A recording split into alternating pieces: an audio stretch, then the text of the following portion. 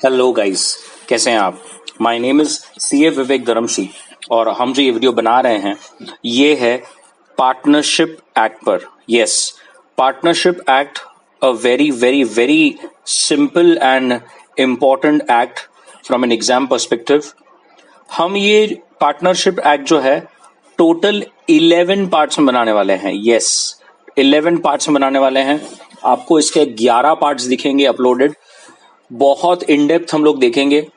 आप कोई भी एग्जाम दें, बाद में भी फ्यूचर में कभी अगर आपको पार्टनरशिप एक्ट के रिलेटेड कोई क्वेश्चन आता है तो यू शुड बी एकदम इजी, आपके लिए बहुत आसान हो जाना चाहिए। प्रैक्टिकल पर्सपेक्टिव से भी जब आप प्रैक्टिस करें तभी भी आपको इसके रिलेटेड कोई डाउट्स नहीं आने चाहिए। सो हम लोगों ने पार्टनरशिप एक्ट 1932 बहुत इन डेप्थ लिया है और जैसे मैंने आपको कहा कि इसके 11 पार्ट्स रहेंगे। मेरी आपसे एक रिक्वेस्ट है कि 11 के 11 पार्ट्स आप अच्छी तरह से देखें, इसकी सीक्वेंस को ना तोड़ें। प्लीज रिमेंबर, आपको उस सीक्वेंस में ही चलना है बिकॉज हर पार्ट जो है वो एक दूसरे के साथ इंटरलिंक्ड है। We have tried to cover के जितने भी सेक्शंस हैं हम उसको लाइन वाइज लें, लेकिन अगर कोई पर्टिकुलर टॉपिक है और उस टॉपिक के रिलेटेड अगर हमें सेक्शंस लेने हो तो हमने वैसे लिया है, बट जितना हो सके हम लोगों ने लाइन वाइज सेक्शंस को कवर किया है हर पार्ट में। श्योर, तो याद रखना है 11 पार्ट्स हैं और सीक्वेंस को ब्रेक नहीं करना है, वही सीक्वेंस में चलना है। तो चलिए जल्दी से शुरू करते हैं हमारा पार्टनरशिप एक्ट 1932 का पहला पार्ट, पार्ट 1। श्योर, चलिए। अब पार्टनरशिप एक्ट मैं आपको पहले बता दूं, ये एक्ट आने से पहले it was covered under Indian Contract Act 1872 only. Yes, इसका मतलब आप कहेंगे सर पार्टनरशिप एक्ट जब नहीं था तो पार्टनरशिप एक्ट के जो सेक्शंस हैं, पार्टनरशिप एक्ट के फर्म के रिलेटेड जो प्रोविजंस हैं वो सब के सब इंडियन कॉन्ट्रैक्ट एक्ट में थे। यस, इंडियन कॉन्ट्रैक्ट का सेक्शन 239 से 266 जितने भी प्रोविजंस हैं वो सब पार्टनरशिप फर्म के ऊपर थे। 239 से 266 जितने भी प्रोविजंस थे पार्टनरशिप फर्म के रिलेटेड, जो भी बातें थी वो पूरी इंडियन कॉन्ट्रैक्ट एक्ट 1872 में हो गया। श्योर अबाउट 1872 में था। उसके बाद इस एक्ट को रिपील किया गया इन 1930 और एक नया एक्ट आ गया और उस एक्ट का नाम है आपका पार्टनरशिप एक्ट 1932। याद रखें, इस पर्टिकुलर एक्ट में टोटल 69 सेक्शंस हैं, जिसमें से 68 सेक्शंस 1 अक्टूबर 1932 को ही एनफोर्स हो गए थे और जो एक सेक्शन है सेक्शन 69 वो एक साल बाद दैट इज 1 अक्टूबर 1933 में एनफोर्स हुआ है। सो टोटल एक्ट में कितने सेक्शंस हैं? टोटल एक्ट में अब 69 सेक्शंस है और 69 में से जो 68 सेक्शंस हैं एक छोड़कर ये सब के सब कब एनफोर्स हो गए थे? 1932 में। जो आखिरी सेक्शन है 69th सेक्शन वो कब एनफोर्स हुआ? एक साल बाद, दैट इज 1933 में। क्लियर है? एकदम परफेक्ट, अच्छी तरह से। तो मेरे को बताइए, जब तक ये अपने आप में पार्टनरशिप फर्म पे एक अलग से एक्ट नहीं आया तब तक पार्टनरशिप फर्म रिलेटेड सब प्रोविजंस किधर थे? इंडियन कॉन्ट्रैक्ट एक्ट में। आप कहेंगे सर ये इंडियन कॉन्ट्रैक्ट एक्ट में अब जबकि नई एक्ट आ गई है, पार्टनरशिप एक्ट आ गया है, तो वो सेक्शन 239 से 266 जो था उसका क्या हुआ? गाइस, फॉर ऑब्वियस रीजंस वो सेक्शंस अब ब्लैंक हैं, खाली पड़े हैं। हमारे लॉ मेकर्स ने इस सेक्शंस को ब्लैंक रखा है फॉर ऑब्वियस रीजंस। सेक्शंस की नंबरिंग तक नहीं हुई। मैं आपको यहां तक भी बता सकता हूं कि सेल्स ऑफ गुड्स एक्ट, अगर आपको पता है सेल्स ऑफ गुड्स एक्ट भी आने से पहले उसकी रिलेटेड जो प्रोविजंस और सेक्शंस थे वो भी इंडियन कॉन्ट्रैक्ट एक्ट में ही थे। यस, जब तक सेल्स ऑफ गुड्स एक्ट, ये और एक एक्ट है जो हम लोग अपलोड करेंगे, सेल्स ऑफ गुड्स एक्ट, इसके रिलेटेड भी सब सेक्शंस जो थे वो इंडियन कॉन्ट्रैक्ट 1872 में ही थे, याद रखना है। तो इस तरह से मेक श्योर करना है कि आपको ये एक बात पहले क्लियर हो जाए। दूसरा, इस एक्ट का मेन मुद्दा है कि आपके पार्टनरशिप रिलेटेड, आपके पार्टनरशिप रिलेटेड जितने भी डेफिनेशंस हैं, प्रोविजंस हैं, सेक्शंस हैं, वो सब के सब जो है यहां पर कवर करे। ये act covers to the whole of India except Jammu and Kashmir. यहां पर लिखा है the act is not exhaustive. The act is not exhaustive का मतलब है कि अगर पार्टनरशिप एक्ट में, याद रखें, partnership act is specifically with respect to special kinds of contract। special kinds of contract मतलब क्या? पार्टनरशिप रिलेटेड जो बातें हैं वो सब इसमें होगी। तो ये कहता है अगर कोई जनरल कॉन्ट्रैक्ट है, जनरल अगर कोई बातें हैं और उसके रिलेटेड आपको अब समझना है, तो रूल कहता है वो तो आप अभी भी इंडियन कॉन्ट्रैक्ट एक्ट 1872 को ही रेफर करें। इसका मतलब खास पार्टनरशिप रिलेटेड कोई कॉन्ट्रैक्ट्स हैं, एग्रीमेंट्स हैं, अरेंजमेंट्स हैं, तो आप पार्टनरशिप एक्ट को रेफर करें। लेकिन अगर एक पार्टनरशिप रिलेटेड जनरल कॉन्ट्रैक्ट है, तो अभी भी जनरल कॉन्ट्रैक्ट के लिए तो आपको इंडियन कॉन्ट्रैक्ट एक्ट को ही फॉलो करना पड़ेगा। Sure about this? पक्का? एवरीबॉडी यहां तक क्लियर है अच्छी तरह से? तो एक बार समझना है। इसके अलावा भी मैं आपको और एक बात बता दूं, यहां तक यह कहता है कि अगर आपको कोई वर्ड की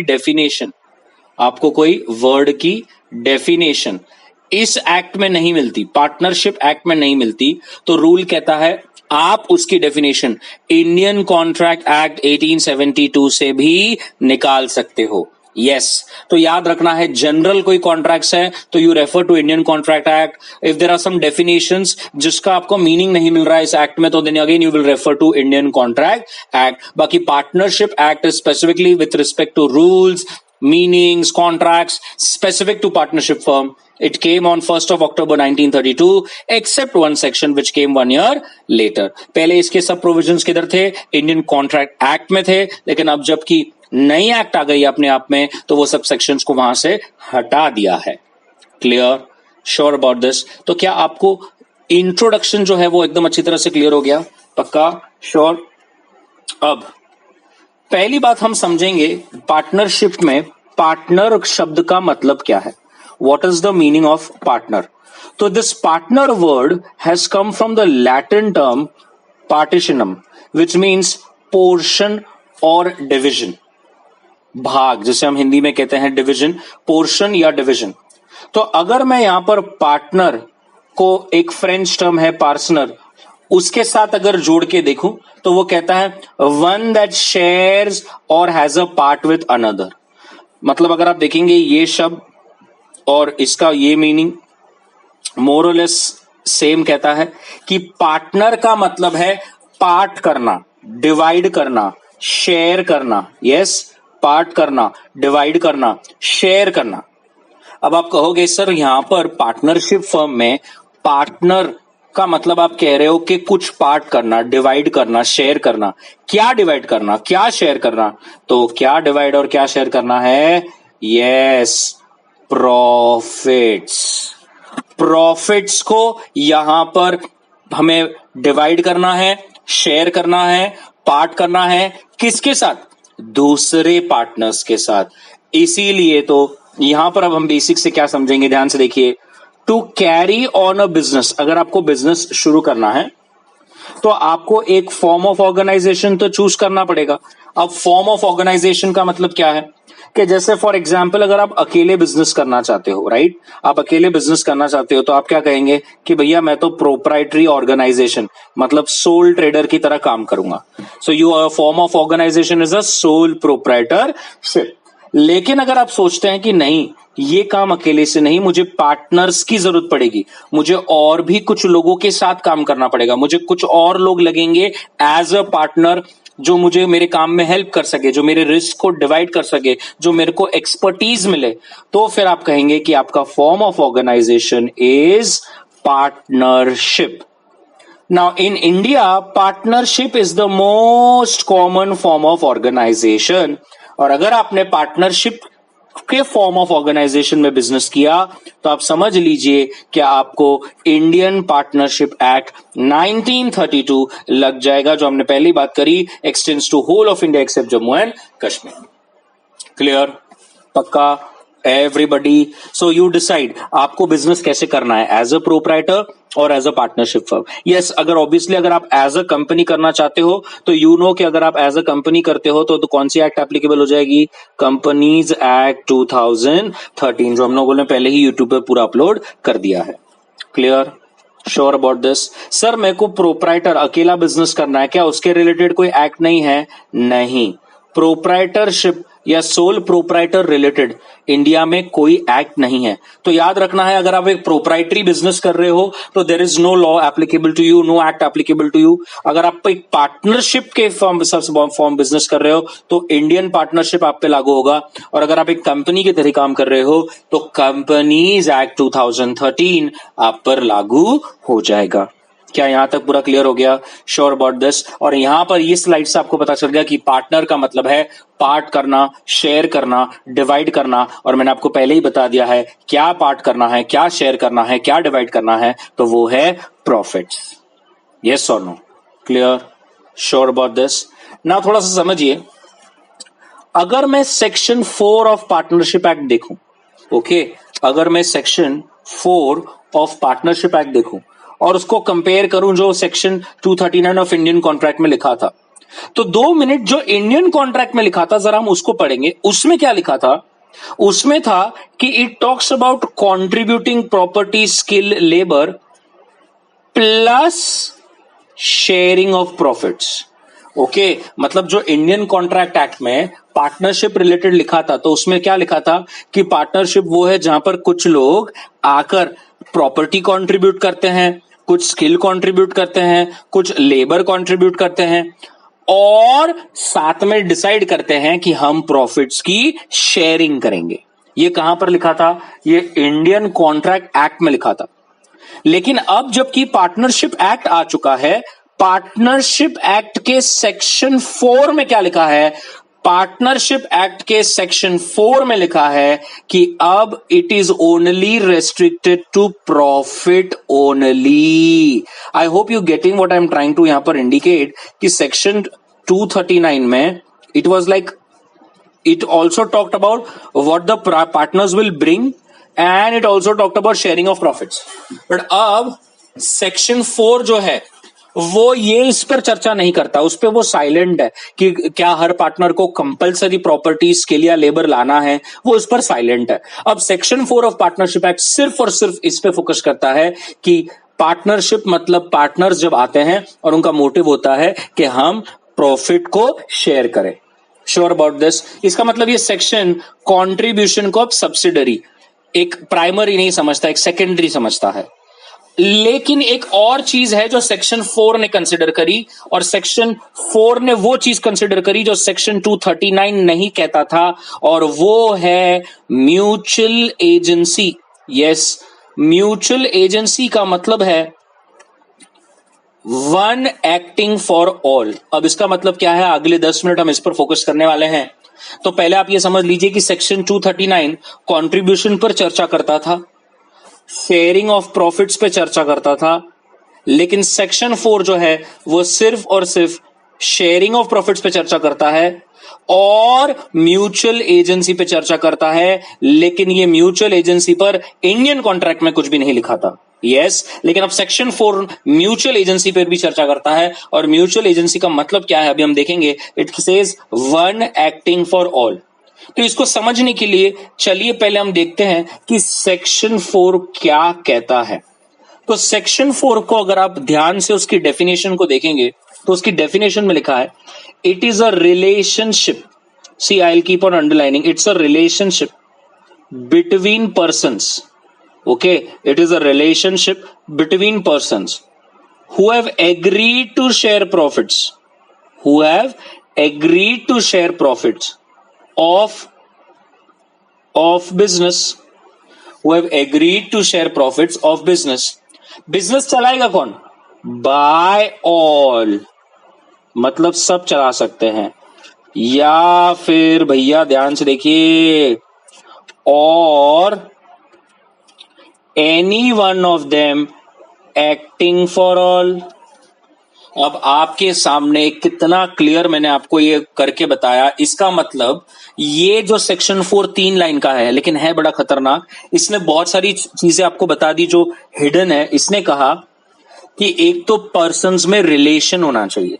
अब आप बोलेंगे रिलेशन मतलब क्या सर, घर के लोग होने चाहिए, रिलेटिव होने चाहिए? नहीं, आगे हम देखेंगे रिलेशन का भी डेफिनेशन है, इसीलिए तो सेक्शन 4 ने स्पेसिफिकली वर्ड यूज किया है रिलेशन। सेकेंड उन्होंने वर्ड यूज किया है पर्सन्स, इसको भी समझना है। मतलब अगर पर्सन्स में रिलेशनशिप है और वो ये एग्री करते हैं कि हम प्रॉफिट शेयर करेंगे, लेकिन किसका प्रॉफिट? बिजनेस का प्रॉफिट। तो याद रखना है, बिजनेस एक तो सब मिलाकर चला सकते हैं या कोई मिलाएगा who will act on behalf of all, वो सबके बिहाफ पर काम करेगा। अब ये सबके बिहाफ पे जो काम करेगा, इसी को हम कहते हैं म्यूचुअल एजेंसी। म्यूचुअल एजेंसी का मतलब है कोई एक सबके लिए काम करता है और वो जो करे उसके लिए बाकी सब लाइबल रहेंगे। यस, बाकी सब लाइबल रहेंगे।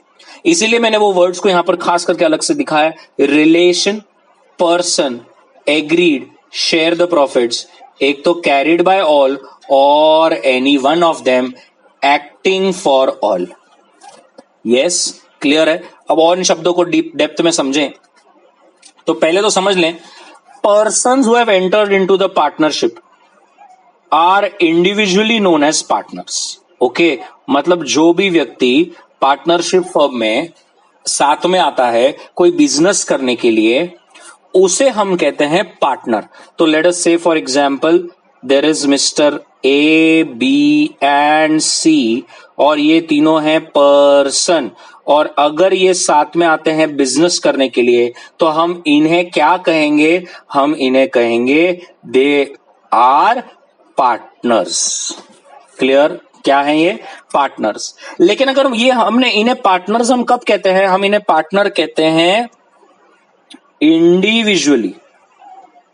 इंडिविजुअली हम इन्हें पार्टनर कहते हैं। अगर हमें इन्हें कलेक्टिवली कहना हो तो फिर हम इन्हें कलेक्टिवली पार्टनर नहीं कहते, हम इन्हें कहते हैं पार्टनरशिप फर्म या फर्म। तो याद रखना है, इंडिविजुअली आप इन्हें पार्टनर कहते हो, लेकिन कलेक्टिवली आप इन्हें फर्म कहते हो। श्योर? अब जब कलेक्टिवली आप इन्हें फर्म कहते हो तो आपको नहीं लगता एक फर्म का नाम तो होना चाहिए? तो आप जब सिर्फ ए को देखकर बोल रहे हो तो आप क्या कहेंगे? ए पार्टनर है। जब आप बी को देखकर कहोगे तो क्या कहोगे? कि बी पार्टनर है। जब आप सी को देखकर कहोगे तो क्या कहोगे? कि सी एक पार्टनर है।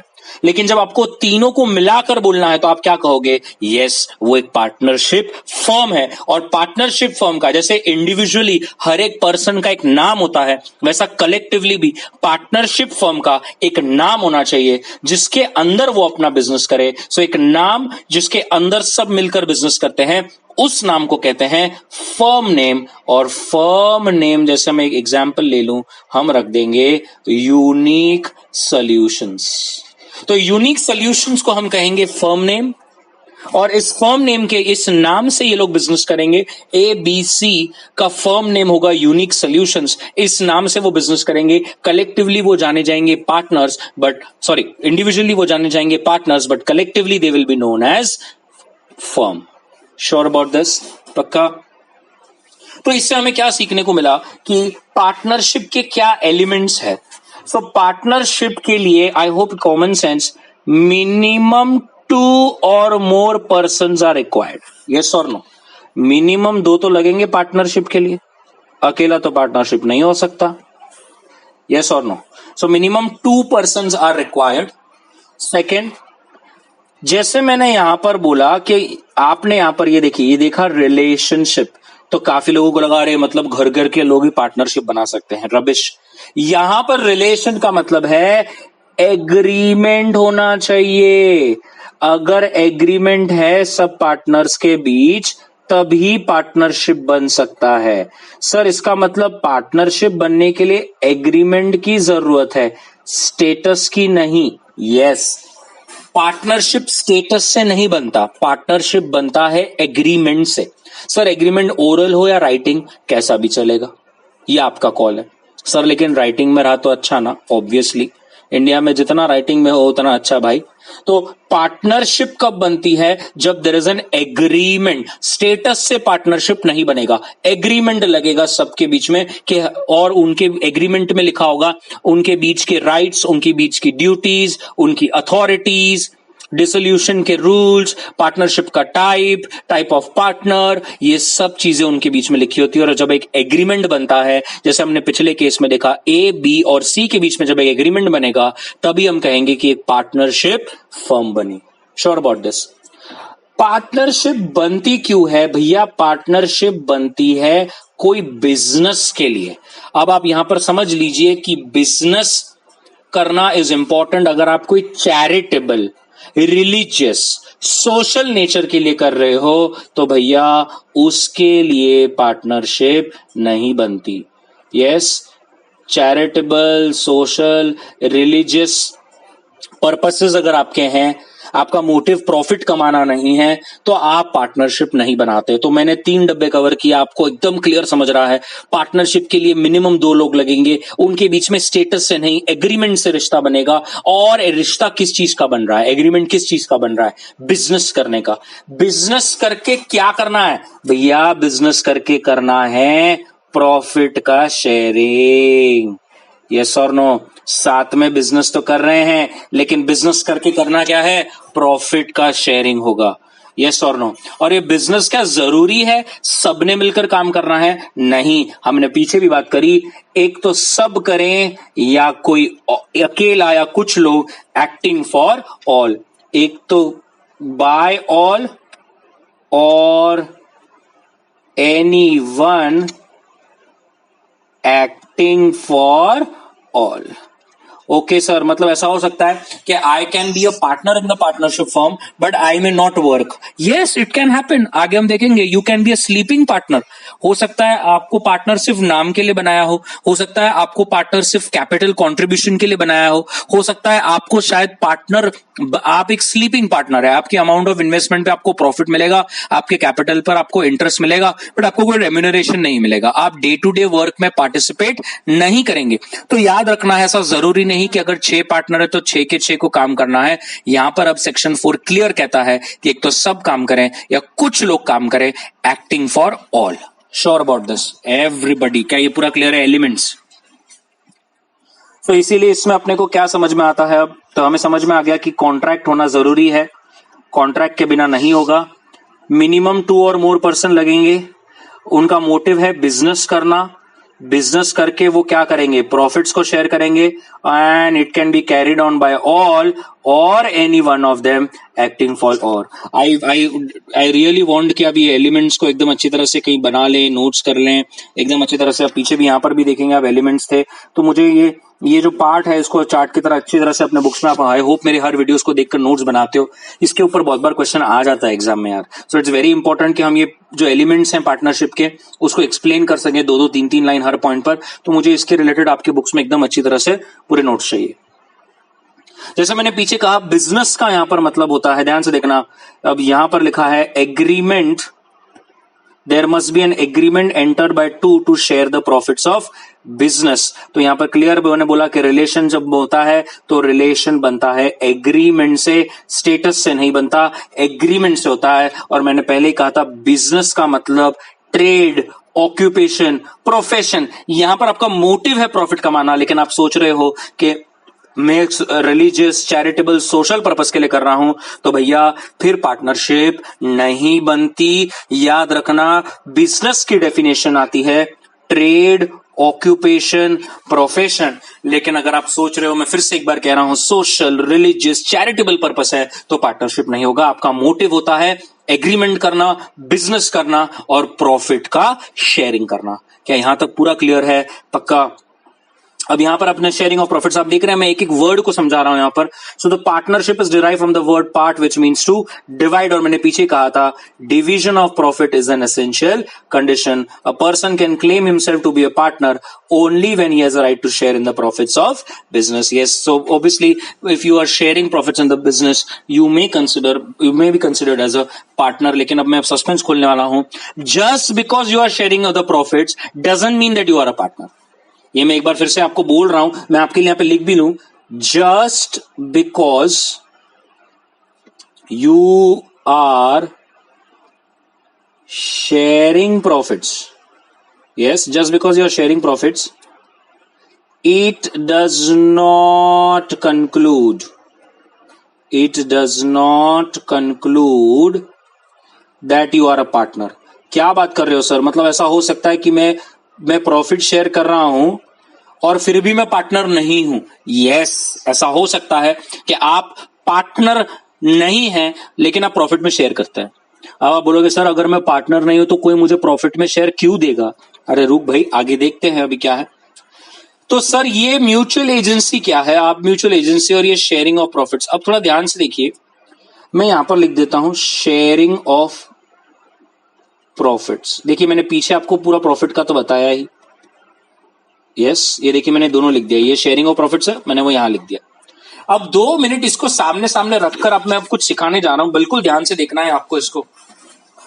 अब रूल कहता है ये डिसाइड करना कि ए, बी और सी क्या ये तीनों पार्टनर है, क्या ये तीनों पार्टनर है, ये डिसाइड करने के लिए लॉ ये देखता है कि क्या म्यूचुअल एजेंसी और शेयरिंग ऑफ प्रॉफिट्स है।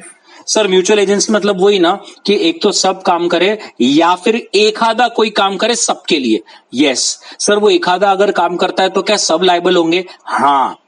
अच्छा, मतलब अगर कोई एक सबके लिए काम करता है तो वो जो डिसीजन ले वो सब पर लागू होगा। यस, इसी को कहते हैं म्यूचुअल एजेंसी।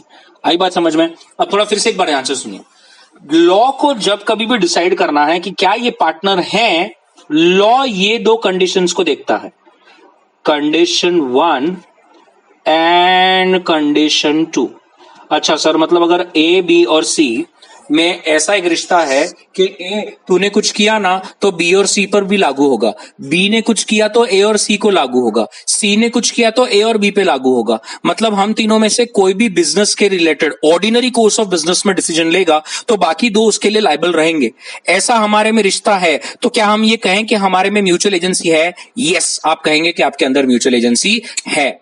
और सर अगर हमारे एग्रीमेंट में लिखा है कि हम सब प्रॉफिट्स को शेयर करेंगे, फिर हो सकता है वो इक्वल ना हो सकता है वो कोई अलग रेशो हो, तो हमारा कंडीशन 2 भी सेटिस्फाई होगा। यस, तो सर इसका मतलब क्या हम पार्टनर्स हैं? हाँ। ओके, 1 मिनट सर, मैं यहां पे लिख लूं। मतलब अगर condition 1 and 2 both are satisfied तो आप हैं पार्टनर्स। ओके सर, अब एक क्लियर हो रहा है। मतलब अगर ये दोनों कंडीशंस जो है, अगर वो दोनों कंडीशंस को सेटिस्फाई होता है तो हम दोनों, अगर दोनों कंडीशन सेटिस्फाई होता है तो इसका मतलब आप पार्टनर्स है। यस। अच्छा, अब अगर मुझे, अब ये देखिए थोड़ा कंफ्यूज करता हूं आपको। अगर कंडीशन 1 सेटिस्फाइड नहीं है, सर नहीं है मतलब ऐसा उनके बीच में है कि अगर तूने कुछ किया तो I will not be liable, मैंने कुछ किया तो तू लायबल नहीं है, मतलब अच्छा म्यूचुअल एजेंसी नहीं है। हाँ, लेकिन प्रॉफिट शेयरिंग है, तो सर अब guys you are not partners, आप पार्टनर्स नहीं हैं, आप पार्टनर्स नहीं हैं। 1 मिनट सर, मतलब अगर म्यूचुअल एजेंसी नहीं है और शेयरिंग ऑफ प्रॉफिट्स है तो हम पार्टनर्स नहीं रहेंगे? यस। 1 मिनट सर, 1 मिनट, अब और एक सिचुएशन लीजिए। अगर कंडीशन 1 सेटिस्फाइड है, कंडीशन 1 सेटिस्फाइड है लेकिन कंडीशन 2 सेटिस्फाइड नहीं है, तो सर अब आप बताइए। गाइस आप पार्टनर्स हैं। ओके सर एक मिनट, इसका मतलब मुझे समझ गया, आप ये इनडायरेक्टली बताना चाह रहे हो। अब एकदम ध्यान से ये मेरा सेंटेंस को समझ लेना है। इन ऑर्डर टू डिसाइड कि क्या ये 3 लोग 4 लोग 5 लोग पार्टनर है या नहीं, इसके लिए जो प्राइमरी कंडीशन इंपॉर्टेंट है वो शेयरिंग ऑफ प्रॉफिट्स नहीं है। जो प्राइमरी कंडीशन इंपॉर्टेंट है वो है म्यूचुअल एजेंसी। अगर म्यूचुअल एजेंसी हो, फिर शेयरिंग ऑफ प्रॉफिट्स हो या ना हो, हम पार्टनर्स रहेंगे, यही ना? Perfect sir. लेकिन अगर शेयरिंग ऑफ प्रॉफिट्स है और म्यूचुअल एजेंसी नहीं है, आप पार्टनर नहीं रहेंगे। लॉ आपको एक फर्म नहीं मानेगा। ओके, मतलब सर कल जाकर हमें एक एविडेंस की तरह देखना हो तो हम क्या कहते हैं? द एविडेंस की तरह देखना हो तो एक लॉ में कहते हैं sharing of profits is a prima facie evidence. देखिए, sharing of profits is a prima facie evidence, ये शब्द का मतलब समझिए। Sharing of profits is a prima facie evidence. Prima facie evidence मतलब एक प्रिलिमिनरी बेसिस पर। ऑब्वियसली अगर देखना है कि ये पार्टनर्स है कि नहीं, तो हम लोग ये क्वेश्चन पूछते हैं कि क्या आप प्रॉफिट शेयर करते हो। ये प्राइमा फेसी एविडेंस है। लेकिन लेकिन लेकिन लेकिन it is not a conclusive proof. मतलब just because you are sharing profits it doesn't mean that you are a partnership. मतलब मुझे कल जाकर अगर किसी को पूछना है तो मैं हाँ ये पूछूंगा कि अरे आप लोग प्रॉफिट शेयर करते हो क्या, तो मुझे प्राइमा फेसी प्रिलिमिनरी तो ऐसा लगेगा कि ओके फिर शायद ये पार्टनर्स होंगे, लेकिन मैं ये कंक्लूड नहीं कर सकता कि ये पार्टनर्स ही हैं, because sharing of profits is not a primary condition. Primary condition is mutual agency. Sure about this everybody? तो याद रखना है, मैं एक स्टेटमेंट यहां पर लिखना चाहूंगा, आप लोग प्लीज देखेंगे एकदम अच्छी तरह से। Sharing of profits is just a prima facie evidence, but mutual agency is a conclusive proof. Okay, तो डिसीजन मेन लेना है, कंक्लूड करना है, तो ऑब्वियसली हमारे लिए क्या इंपॉर्टेंट है? Mutual agency. Sharing of profits is just prima facie, what is important for us is mutual agency.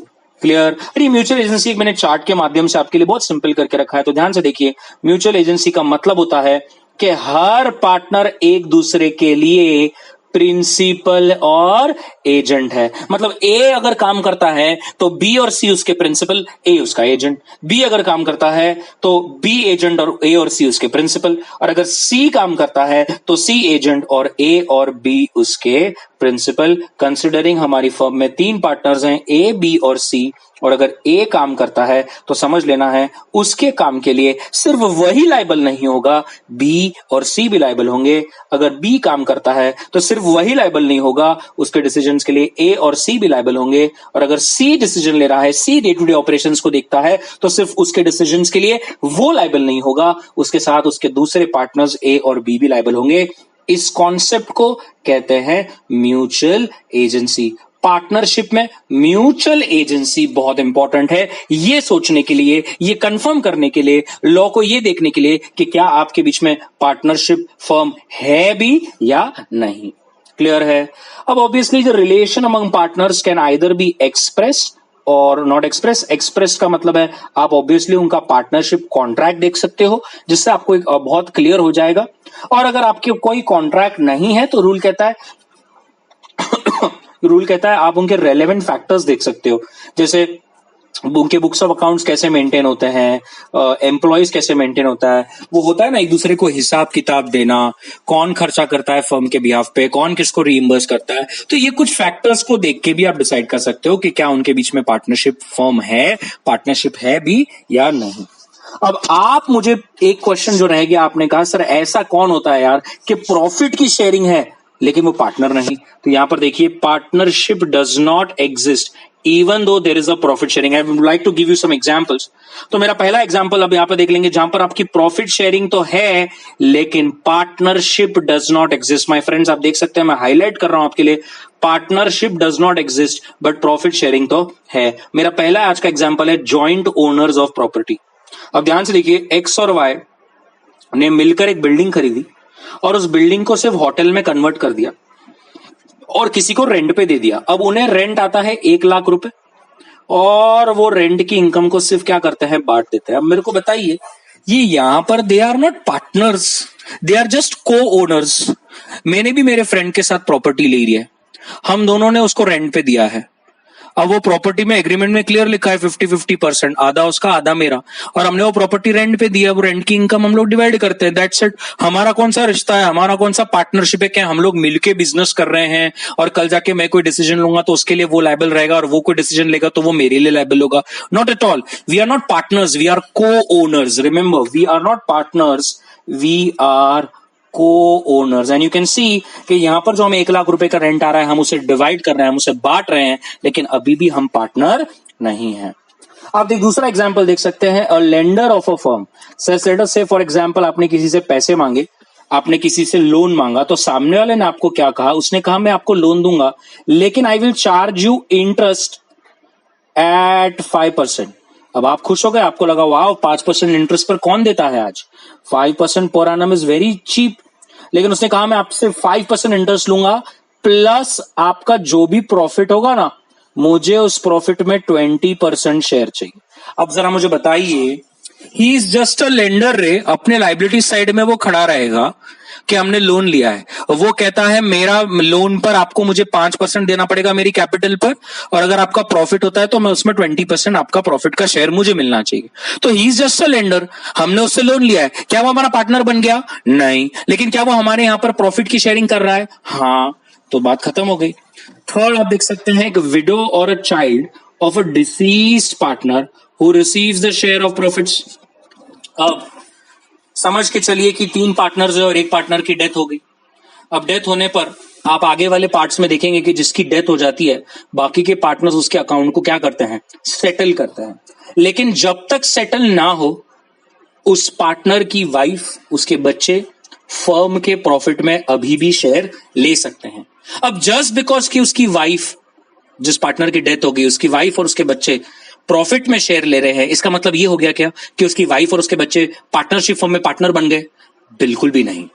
They are just sharing the profits till the time the account is not settled. The day the account settles, they will no more share the profits.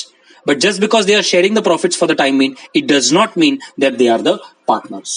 I hope you're getting, there are so many examples यहाँ पर there's a sharing of profits but you are not a partnership. But let us take one more.